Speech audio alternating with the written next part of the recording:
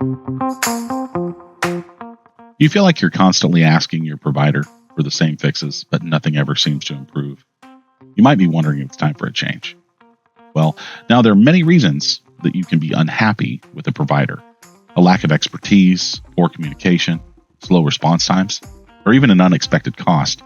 In this video, I'm going to focus on a few of the most common indicators that you may not be working with your MSP or your business in the right way. We're going to start with recurring problems with no resolutions. Sadly, this is extremely common. But reporting the same issues repeatedly it's something that's going to happen because the same problems are going to occur again.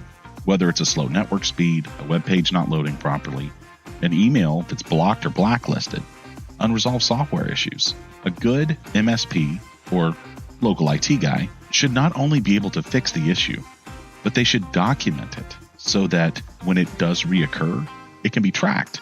Because if it comes back, sometimes there's a different root cause.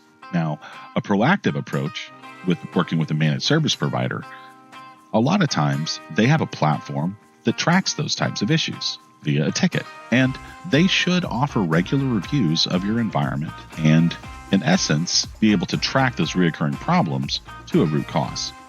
And in some scenarios, even identify potential risks before they impact your business. Now, the next step we're going to be looking at is poor communication. And a way to say it is, do you feel left in the dark? A lack of clear communication is a source of frustration for many, many people. And if you're constantly waiting for an update or you're feeling like your concerns aren't quite being heard, it's a sign that your IT department or your MSP isn't prioritizing properly. Now, that doesn't mean they're not doing the work, but sometimes they're prioritizing doing the work and no one is actually talking to anyone about what's being done. A strong managed service provider or an experienced engineer will have a structured communication in place. This forces them to regularly update with check-ins, ensuring everyone knows what's going on, and it allows your end user or the person that's reporting the problem the confidence to know that steps are being taken. Now, I do have an interesting example around communication. Communication can go both ways.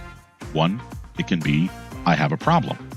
And as you report the problem, the technical person has to ask questions to help identify what that problem is. But many times, the technical resource has to ask numerous questions before they completely understand what you're trying to communicate, because technology is hard.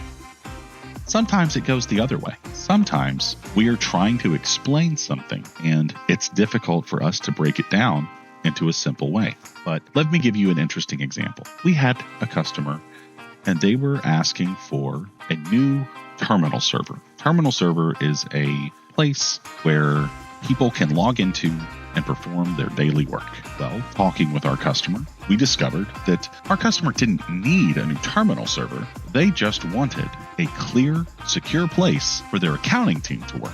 So after asking a few questions, they didn't need to buy a new server, a new operating system, and stand up a new project to create a terminal server. What they needed were additional logins and a secure space for their accounting team. That is another way of describing a poor communication. If we didn't hold the meeting and talk and communicate with feedback, most likely an improper solution would have been put in place. That's something I learned about in the military. Communication cannot be had without feedback. So if you're constantly getting ticket updates, but you're not responding to the technical resources that you're working with, or you're not giving them any real information, the communication problem could be on both sides, not just one. Now, the challenge in all of those things is that there can also be misunderstandings of services and expectations. And what is that supposed to mean?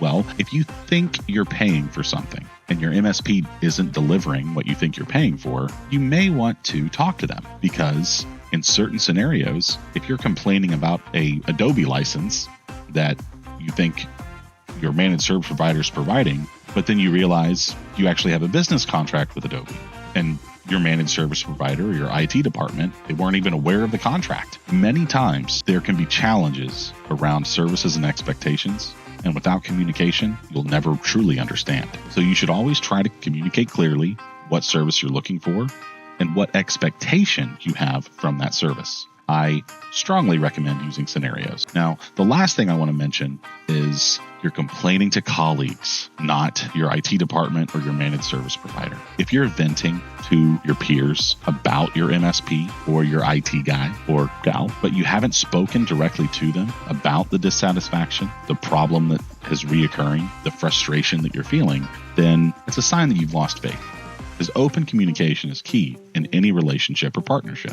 If you feel like your concerns aren't being addressed or haven't been in the past, it may be time to adjust how you're communicating or try to escalate to someone that will communicate in a different way.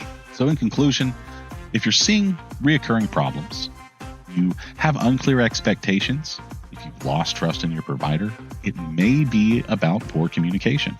Everything can relate to it, but it also might be time to explore different options.